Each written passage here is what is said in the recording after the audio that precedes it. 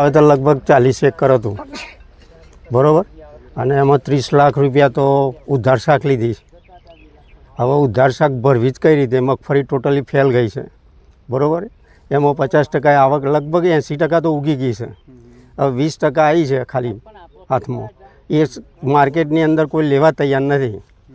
માર્કેટમાં જો ટ્રેક્ટર તો પાછું આવે છે, એ રાજ્યમાં મૂકીએ છીએ ને, આ ત્યાં કડદો થાય છે, મફતમાં માગે છે 800 રૂપિયા. ખાસ કરીને અત્યારે આ ડાંગર હળગાઈ છે, એ બાબતે શું કહેશો તમે? ડાંગર તો ટોટલી ફેલ જ ગયું છે. એમાં સરગા વગર છૂટકો જ નથી. મજૂરી ખર્ચ જો લેવા જઈએ ને, આ 20% જે બચી છે ને 10%, એ જો લેવા જઈએ ને તો મજૂરી ખર્ચ 100% છે. તો પછી 20% ખર્ચો કઈ રીતે કરી શકીએ?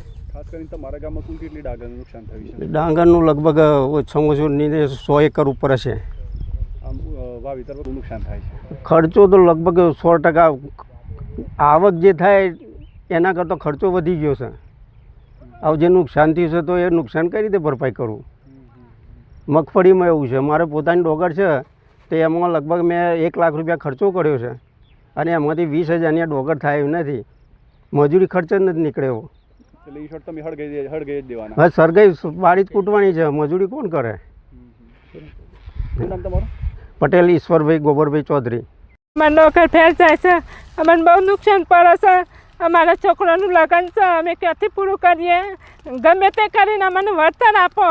અમારા ડોગર ફેલ જાય, અમારી મફળી ફેલ જાય.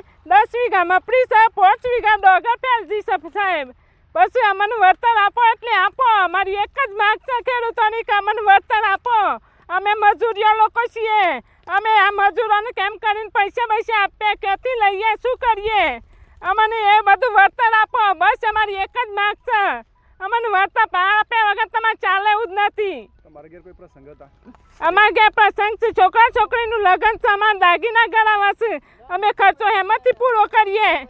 આ ખેતી ઉપર અમે જીવન જીવીએ છીએ. અમારા ઢોર ઢાંકણ છે, અમારા કહલામાંથી અમારા ઢોરોને શું નાખે? આ કહલું એમ તો બારી કૂટ્યું. શું કરીએ? અમે ત્યાંથી પૂરું કરીએ. અને અમારા એક જ માગ, બસ અમને વળતર આલો, અમને સહાય આલો. સર્વે કરવાને આદેશ કર્યા છે, કોઈ આવી છે ખરા સર્વે માટે? ના. શું નામ તમારું? કોકિલાબેન ચૌધરી. લગ્ન ચાલુ છે, તે લગ્ન કરવાનો છે છોકરી છોકરાનો. તે પૈસાની જરૂર છે, કોઈ પૈસા આપે એવું નથી. એનું કંઈક ફેલ ગયું બધી ડોગર. 2-4 એકરમાં ફેલ ગઈ ડોગર. ફેલ થવાનું કારણ શું? આ પાણી ભરાઈ ગયું એટલે. પાણીથી ફેલ જતી રહી ડોગર. પાકેલી ડોગર નિષ્ફળ ગઈ. કેટલો ખર્ચો કર્યો હતો? લગભગ 50,000 જેવો ખર્ચો થયો હતો. ઉત્પાદન કેટલું મળે? ઉત્પાદન વીઘે 70-80 મણ મળે. કેટલું નુકસાન ગયું? નુકસાન લગભગ ₹1,00,000 નુકસાન જોયું. શું નામ તમારું? કનુભાઈ જસકરભાઈ ચૌધરી.